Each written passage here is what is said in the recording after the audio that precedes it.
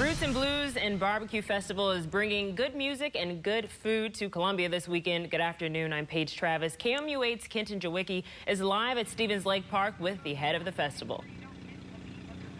Hey everyone, Kenton Jawicki here at Stevens Lake Park for Roots and Blues and Barbecue 2014, and I'm here with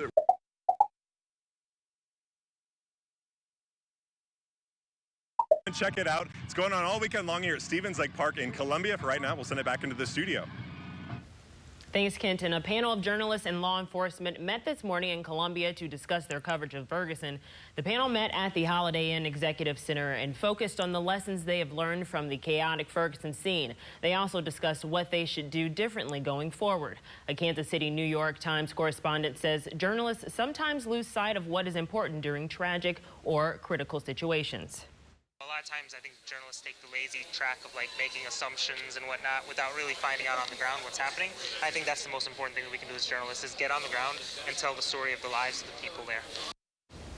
KOMU 8 News spoke to several other reporters this morning, and they say separating themselves from the situation while working in St. Louis was a learning opportunity. We'll have the full details of their coverage coming up on KOMU 8 News at 6. Two Columbia schools were sent into lockdown today after a shoplifting incident. The Columbia Police Department says it arrested 20-year-old Matthew Crane after he allegedly shoplifted from the West Broadway Walmart and then evaded police. The chase put Smithton Middle School and Paxton Keeley Elementary School into lockdown. School officials say most students were unaware of the threat. The Missouri Department of Transportation says Stadium Boulevard is now safer. This is due to 3 major improvements. They outlined the finished projects at a ribbon-cutting ceremony this afternoon. MoDOT engineer David Sylvester says Stadium Boulevard was widened from just north of I-70 to south of Broadway. 2 lanes were added to Bernadette Drive from Fairview Road to Beverly Drive. And MoDOT celebrated the first diverging diamond interchange on Stadium and I-70. Sylvester says the new interchange can be confusing at first, but really helps traffic congestion. You know, it's similar to a roundabout. There's a different way that you have to operate to go through this type of an intersection. So I think the biggest challenge was getting people to understand how to go through a diverging diamond interchange. The project costs $12.7 million. And the Missouri United Methodist Church revealed new plans to take place of summer camp cuts. 4 summer camp programs located throughout Missouri will no longer run due to financial issues. But Reverend Garrett Drake has new plans in store that include this equipment. Although the church cannot afford to offer the same camps as those locations, they do think the new programming will impact a larger portion of the community. One of those possibilities is to expand and reach into our mobile camp program, in which we'll bring the camping program to the rural communities and also inner city communities throughout the state of Missouri. United Methodist Church is also planning to work with other third parties and Central Methodist University where future programs and day camps might take place. Fire officials are warning of a hoax that claims iPhone users can charge their phones by putting them in the microwave. The hoax started on the internet message board 4chan and spread through Twitter. Some users actually believed the hoax, leading to blown-up microwaves and ruined iPhones. Boone County Fire Protection District Battalion Chief Gail Bloomkamp says microwaving a phone could turn into a house fire. He says people should simply use common sense. And people are taught never to put metal into a microwave, whether it be a spoon, tinfoil, anything like that, because it can and does cause fires. Common sense tells you that the same thing would happen with an iPhone, whether it be a 4, 5S, or a 6. Apple released its new iPhone 6 and iPhone 6 Plus last week.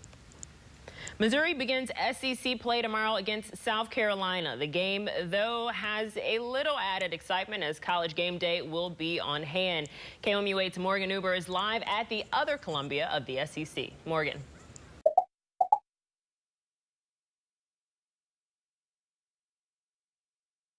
I'm Morgan Uber, and now we're going to send it over to Rosie and Jim for the game of the week. Thanks, Morgan. The Hickman Cupies faced their longtime crosstown rivalry Rockbridge last week, but today they take on a battle in a blooming new rivalry. KOMU 8's Jim Reek and Rosie Newsbury are live at Hickman with more on what to expect for your Friday Night Fever game of the week. How's it looking, guys?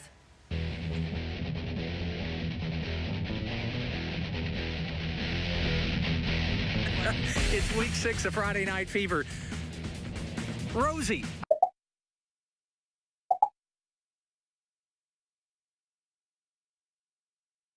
East Coast.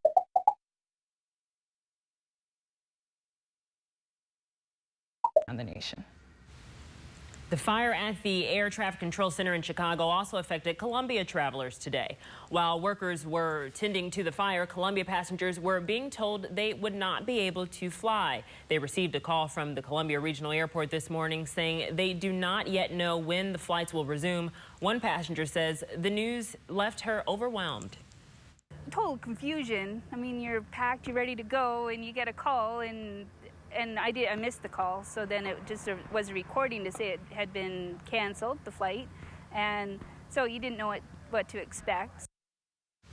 Also affected by the cancellations, Marching Mizzou. They will not be making the trip to South Carolina for the Mizzou football game this weekend, as they were supposed to fly to Chicago tonight and take a connecting flight to South Carolina.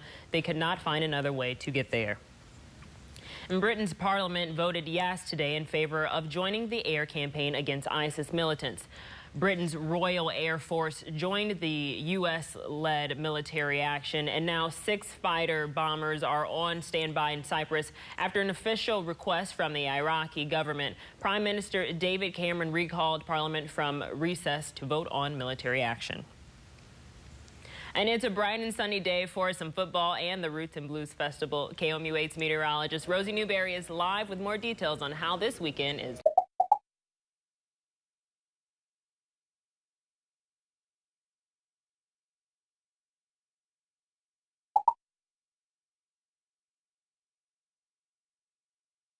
Especially the past few Friday night. You can't draw this weather up any better than we just did. It's such a treat. And especially the past few Friday Night Fever games we've had, they've been kind of gloomy, so. A little bit gloomy, even a little bit rainy, too, in some areas, but no, perfect. Yeah, I'm excited. Thanks so much. We'll be right back. A small drive means big savings. Log on to watersfurniture.com.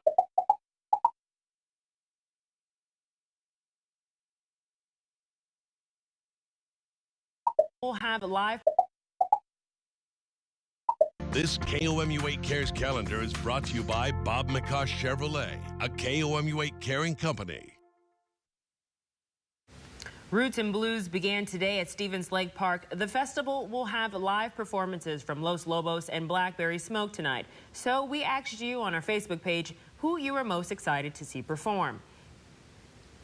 Tori Griggs says, can't wait to enjoy my 9th Avett Brothers show in my hometown. So happy to hear my favorite band teaming up with one of my favorite local events.